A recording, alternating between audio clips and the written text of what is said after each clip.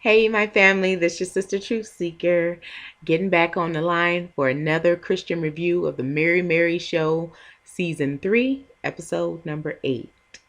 I just got finished watching the show, you guys, and I'm headed for bed. Gonna take a nice, relaxing shower, get in this bed, and wind down. But before I do, I said, let me just make this video for my people, my family who like getting my videos a little early. You guys know, I think last season it would be a couple days, before I would, go ahead and make it and everything. But from my understanding, you guys kind of like getting my videos a little earlier than before. So I thought I would do it afterwards, watching the show. Okay, so like to hear it, here it go. So the scene opens up with Erica meeting with her solo career manager, Ken Greer or Creer. And he said that he was actually tired, and Erica told him that he doesn't need to be tired. She needs to be the one that's tired. Uh, Kenneth then started actually scrolling out with this laundry list of all of his needs, including him needing to know when her album is supposed to come out, and Erica told him to talk with Warren. They had a little mini truth and jest argument. Ken is about business, and he was actually letting her have it. Like I said, in a truth and jest kind of a way. I feel like Erica, they were kind of testing each other out. Erica, she likes that type of thing. Her and Tina, that's what they're used to. Those kind of like mini arguments where you can argue and then be back cool. They like that, So she's liking this manager for that fact as well.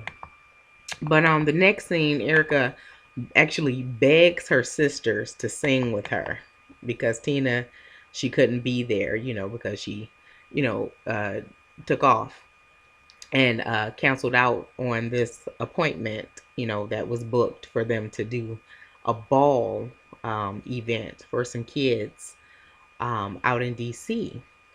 And, she's begging her sisters and to sing with her. And I really don't think that that was a good idea if she's trying to break out into her own. I mean, to me, it tells me that she's not able to handle a venue. I mean, and that wasn't a big venue, like she would be into if, uh, as the solo artist, Erica Campbell, doing her own thing. So she had to pull her sisters who are not in the business to come and perform with her. But she's trying to break out and be this big, star, and she wants to be treated like this big star. She wants Avion water and Grey Poupon in her, personal private office when she's on the scene. I don't think it was a good look. It didn't boost anyone's confidence that she's able to be solo artist Erica on her own. But the next scene, Erica speaks to Warren about working on her album. She wants to work on it as her manager advised her to get it done, get a date, handle this business. And Warren tells her, hold her horses, Anime Bullock. It'll be done when I get ready for it to be done. I don't need no help. I don't need no help, is what he told her. Plus he told her to stay out of Tina and them business, as well. I noticed, Tina and Teddy's business, and actually rightly so. I kind of like Warren as a man, because he is as he is. Yeah, he have some mark moments, of big headedness, but overall, I mean, I like him.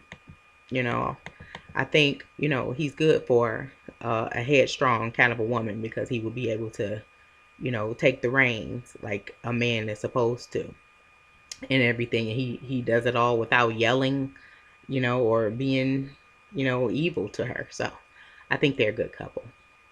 But next, Erica practices with her little sisters, and her sisters, they mess up the song. The what's her name, Shantae.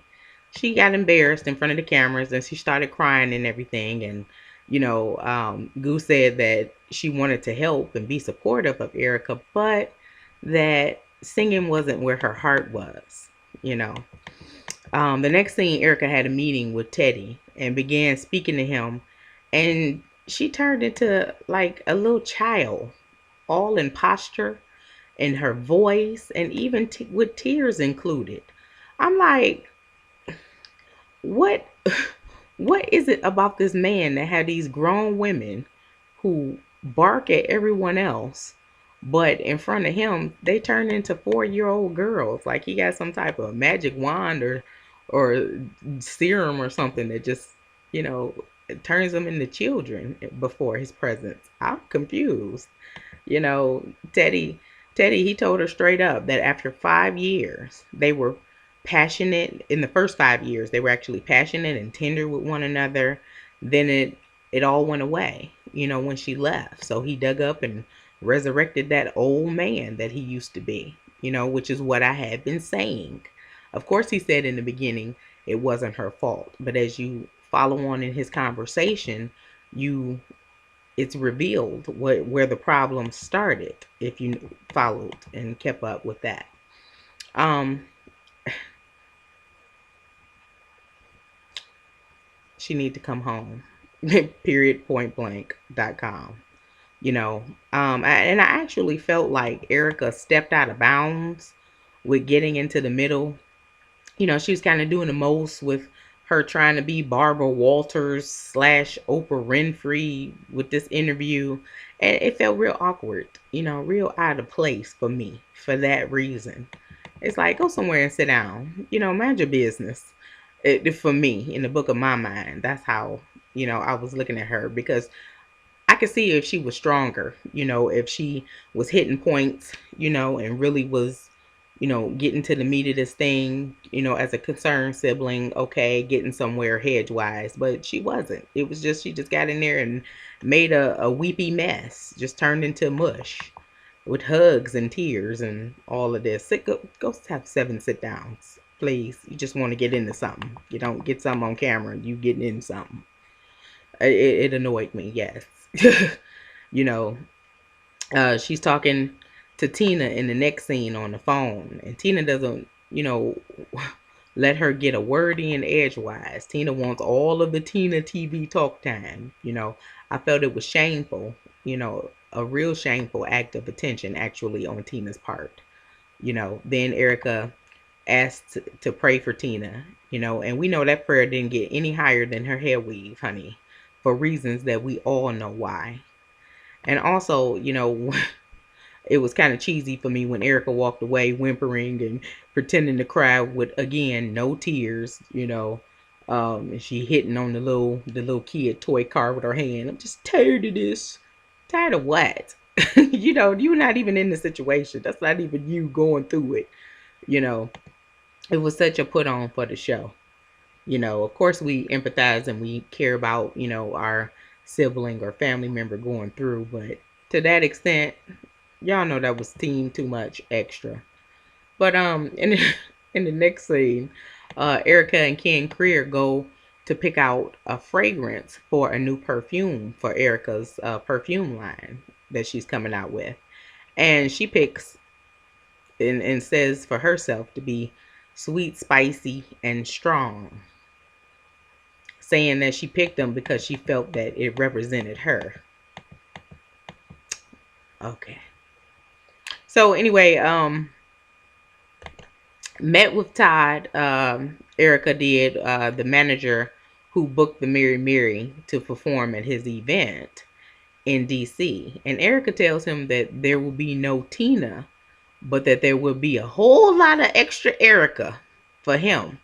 And he just looks at her and he looks over at the sisters with this priceless face of historic disappointment and worry. And I just died. I did. Because these faces, honey, I know because I have these faces and I know what they mean. You know, it's just like, what did I get myself into with this? Where's what I ordered? This is not what I ordered. It's like getting the wrong meal at a restaurant. It's like they putting it, you just kind of looking like, what is this? You know. Y'all pray for me. Y'all pray for me. But I'm just saying, that's how he looked. No, but you know, that's what the problem is.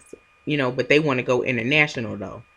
Yet they want to always, pull this solo dolo Mary stunt. And with the weaker Mary at that, make it so bad. Erica, for me, that is a very good glimpse, into the globe of what her whole solo career is going to look like. Disappointment because Tina is not there. And on this other note, Tina needs to actually get over it. She needs to suck it up and either put her mind into focusing on getting off of the road to work on her wife and mother relationship, or throw herself all the way into her work and fulfill the obligations that she actually signed that contract to do, period. You know, the whole world can't stop spinning because you're having personal issues when you're an artist or anyone. You chose that on the road away from your husband road. Okay.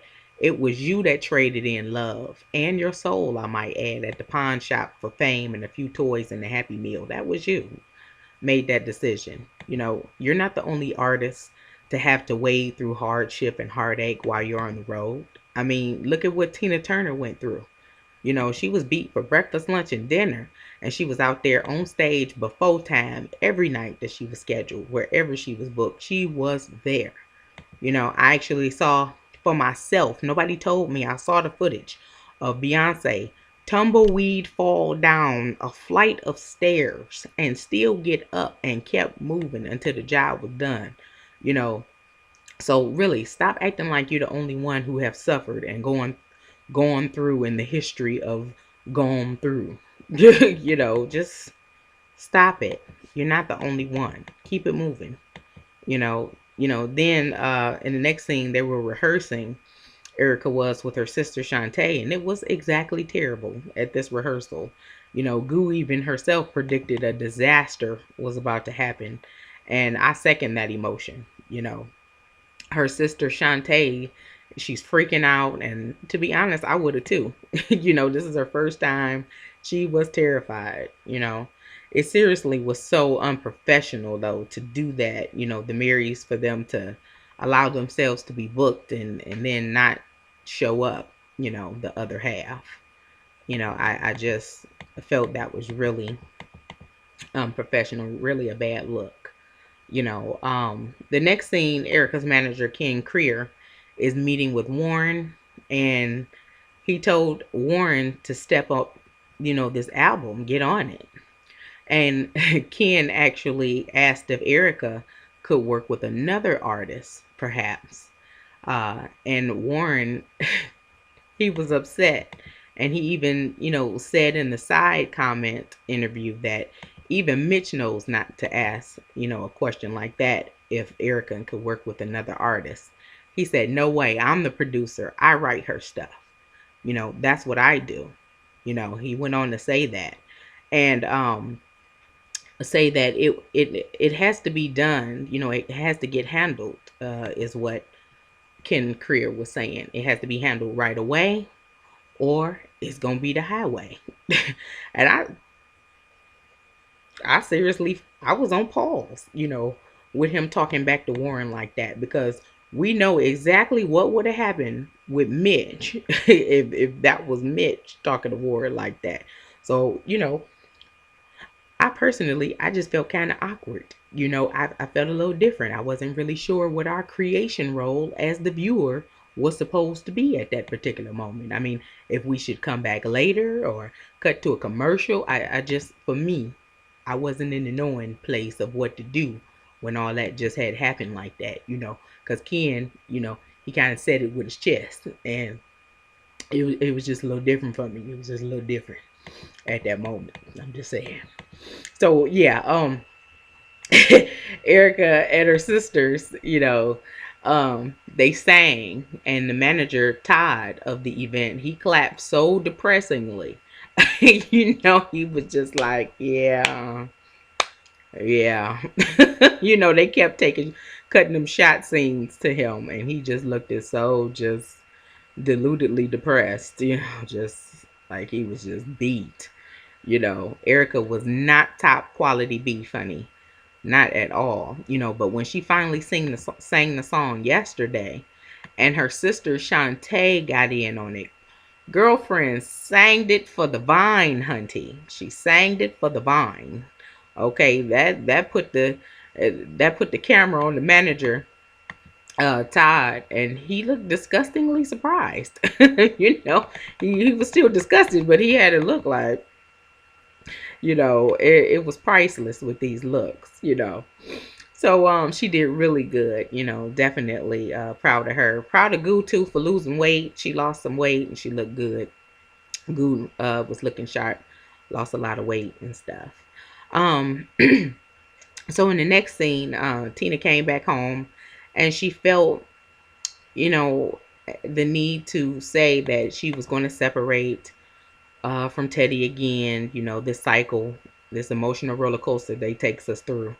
You know, they need to separate. Then she threw up the Baphomet hand sign with her right hand as she was pointing towards Erica. She did that Baphomet sign, and but that's what they do. They have to do that. It's in the oath that they take when they sell their soul for this fame. They have to show allegiance to the devil's organization with those hand gestures. I'm just pointing that out to those who already are in the know about it. You know what it is. It's a satanic hand salute. So Tina is, I also saw Erica doing it when she was smelling the first gesture that she did when she went to go smell her perfume. I don't like to do those symbols and stuff, but if you pay attention and you do your research, you'll know what they are. Satanic hand gestures. So anyway, basically Tina, she's recycling and going on and on about the same thing about separating from Teddy, blah, blah, blah. This is not the Tina and Teddy show. Okay, we TV, we are over it. All right. With the next show, the end of this show end up she putting them out. The beginning of the next show next week, she calling them. I mean, I'm just kind of, Tina Teddy over it. But anyway, next scene, Teddy is seen walking and leaving the house with his little struggle bag all packed up, rolling on wheels, looking sad. And, Tina, of course, she got to get her last minute little sing time in and everything, which is what she should have done at the booked event that was paid for, doing that poor manager Todd like that. He done paid his good money, and he kind of gave us the whole look like a kid on Christmas Day opening up a big present only to look in and reach around and reach in there and pull out a hat, some mittens, and some socks. I'm just saying, the man was disappointed. It was two emotions at the same time, and I understand. I would have been disappointed too. I'm just saying. Now she want to sing, but anyway, they show a clip of next week, and it's revealed that Erica has a problem with her vocal cords. So, it sounds indefinite, and that she would have to make, she said, a decision to stop singing altogether.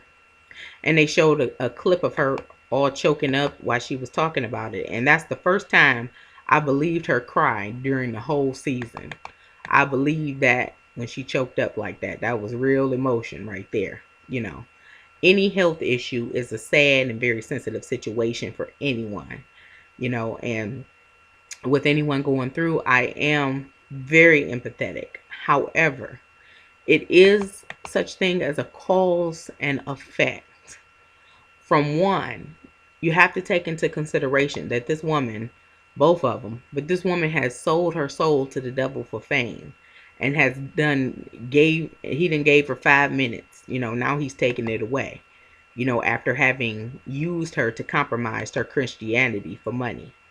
Okay, two, how she treats people, namely Mitchell Solaris, and how she had begun to overly act like a diva, and even her own husband and sister pointed it out repeatedly.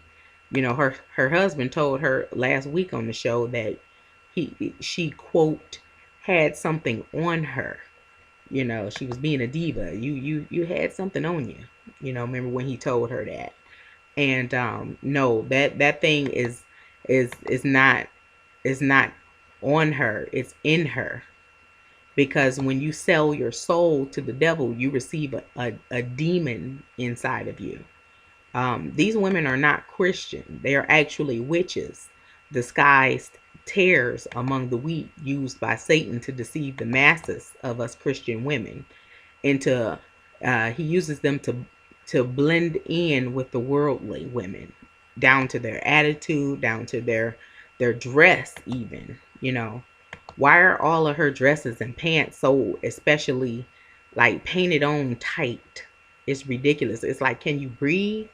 Why did the perfume man label her, supposedly a woman of God, as a sensual um, woman? Out of all the other words he could have used, like classy, elegant, sophisticated, clean, lovely, he used the word sensual, which means arousing gratification of the senses and physical and sexual pleasure. He said she arouses a sexual pleasure to people's senses. She's given, Jessica Rabbit or something. That's not godly. This is a what you call a Jezebel spirit, which is the actual spirit that she inherited, as I said, when she sold her soul to the devil. Just like how Beyonce is possessed with the spirit of Sasha Fierce, and even in her Drunken Love video and other videos, but that one especially, you notice how she looks so very possessed, and she claims to be Christian. Beyonce does, well, that's what I'm saying. That's the same spirit that Erica has inherited by selling her soul.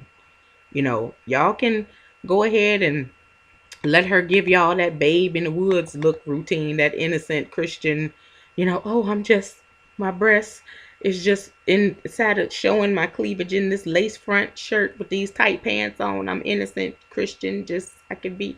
No, all you want to, but you can't play with God's ministry, claiming. And oh, shout out to Bunny Lish, who gave me that that link of that interview of them on Wendy Williams show. It's posted. She posted it in my last video, showing Erica's little sexy lace with her cleavage, down to here, and they trying to laugh off what the media is saying about her being too sexy in the church, and she trying to laugh it off, and how she was accused of being in the Illuminati, and she was laughing. Yeah, that's what they supposed to do. They like laughing and making fun of us, who know the truth.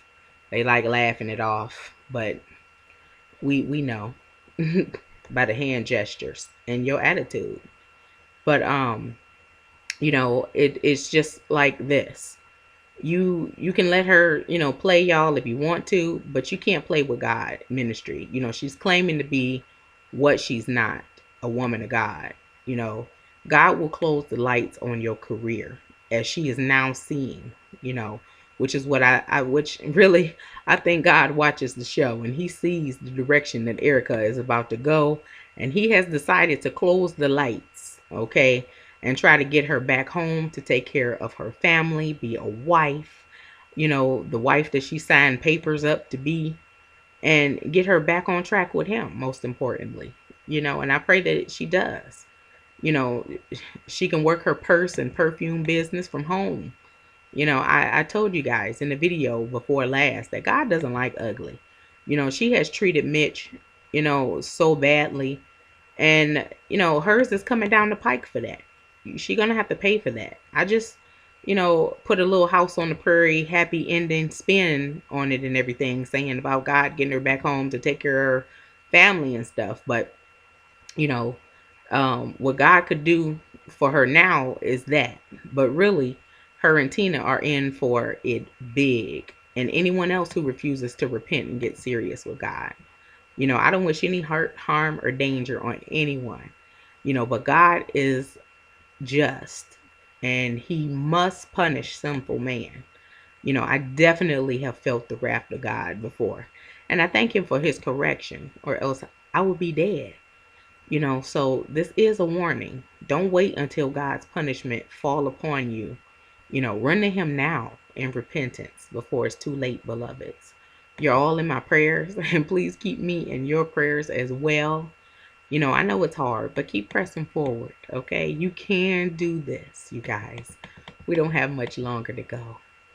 I want to give a special shout out to Bianca Raymondville, who wrote and told me that I perfectly verbalizes her every thought on the show when I do my reviews. Thanks, sis. I just say what I see, and if others see the same thing, then I know I'm not crazy. Definitely. Thank you all for your support. I appreciate you all you guys that are subscribed, and all you guys who interact with me. I really appreciate you and the time that we share together. Also, shout out to Tasha C, who does a great job on her Mary Mary reviews. She kind of reminds me of that one old honest auntie that is sweet, but is always telling the truth and keeping it real all the time. I love her reviews. Shout out to Marcus Williams, who does Mary Mary reviews, and who actually is a self-professed Mary Mary stan, who is lately given a real side eye to his girls in this season. He said, he cracks me up in his real video reviews. He keep it real as well. He makes raw, uncut, truth from the heart videos. So that's great. Okay, shout out to them. You guys, I do this for fellowship with you all. Shout out to the people who have signed up under me as well in my side money business. I actually had a lady call me a couple days ago saying that God actually told her to contact me, to call me for a job opportunity. She lives in the UK. So I know that it wasn't for one of my businesses because we're not international yet. So it was for my other money making opportunity, which I'll post the link down below in the description box for you all to get on board with me as well. So I put her on that. Okay.